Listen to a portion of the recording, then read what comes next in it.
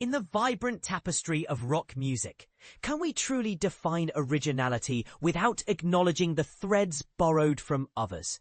Joan Jett's iconic hit Good Music serves as a thrilling case study, challenging our notions of creativity and sparking debates that music fans still argue about today. But here's where it gets controversial. What if the best songs aren't born entirely from scratch, but skillfully woven from influences that make them unforgettable? Joan Jett isn't just a rock legend. She's a living testament to how artists thrive by embracing their inspirations rather than pretending they sprang forth fully formed. Her journey reminds us that unsourced innovation isn't the only path to brilliance, and she's proof that drawing from the past can create something utterly unique. Think of it like building a house. You might use bricks from old structures, but the final design is all your own. For beginners diving into music history, this means understanding that no hit comes out of thin air. Ideas often evolve through remixes of what came before, turning echoes into symphonies. And this is the part most people miss when judging bands for borrowing too heavily. Take the Gallagher brothers from Oasis. For instance, they were unabashedly obsessed with the Beatles, channeling that energy into anthems that defined Britpop. Sure, you could argue they dipped into the same well as countless other groups over the decades. But was it outright theft? Probably not more than your average rock act, paying homage. Joan Jett and her Blackhearts followed a similar playbook with their 1986 album, Good Music, a 10-track effort where half the songs stemmed from collaborations between Jett and producer Kenny Laguna. The title track, their shining collaboration, didn't emerge in isolation. Instead, it fused snippets from beloved classics with their fresh take, creating a homage that felt both familiar and groundbreaking. Laguna spilled the beans in an interview with Songfacts, explaining their mission to celebrate good music over hack music. To illustrate, he pointed out how they incorporated the exact bell sound from the Four Seasons Ragdoll, a subtle nod that adds a nostalgic ring without dominating the song.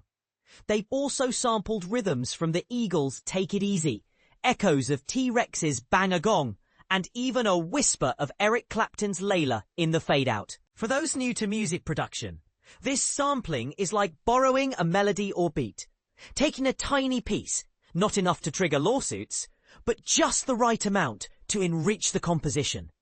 And don't forget the soulful undertones from Bill Withers' Lean on Me, blending pop, rock and R&B into a cohesive whole. It's a masterclass in creative fusion, showing how seemingly disparate elements can unite into something greater. But here's where the real drama unfolds. And it might ruffle some feathers among purists. The Beach Boys weren't just an influence. They became part of the production. 4 members, Carl Wilson, Al Jardine, Bruce Johnston and Mike Love, lended their harmonies to Good Music, adding those signature oohs that defined their sound. Laguna invited Carl to lay down guitar on the second verse, and as word spread, the whole group showed up, turning the session into an impromptu reunion.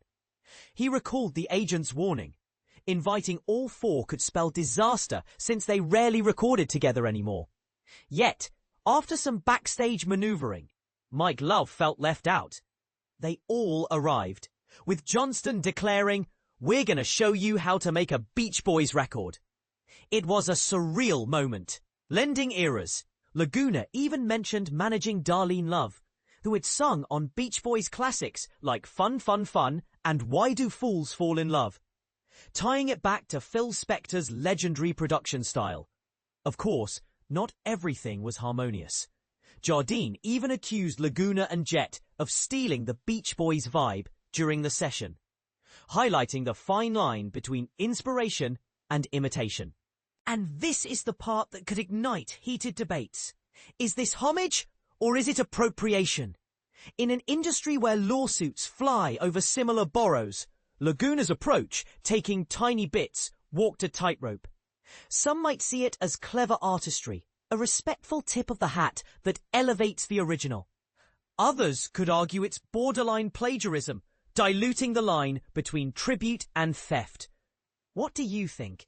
Does borrowing make a song less authentic, or does it enrich the musical conversation? Released as a single in 1986, Good Music climbed to number 83 on the Billboard Hot 100, a modest but meaningful peak that underscored its appeal. It stands as a reminder that rock's greatest hits often simmer with shared histories, inviting us to ponder. In a world of infinite sounds, is true innovation about inventing anew or reinventing what we love? Related topics. What are your thoughts on musical homages? Do you believe Joan Jett's approach to good music crosses into copying, or is it a genius blend? Share your opinions in the comments. We'd love to hear differing views.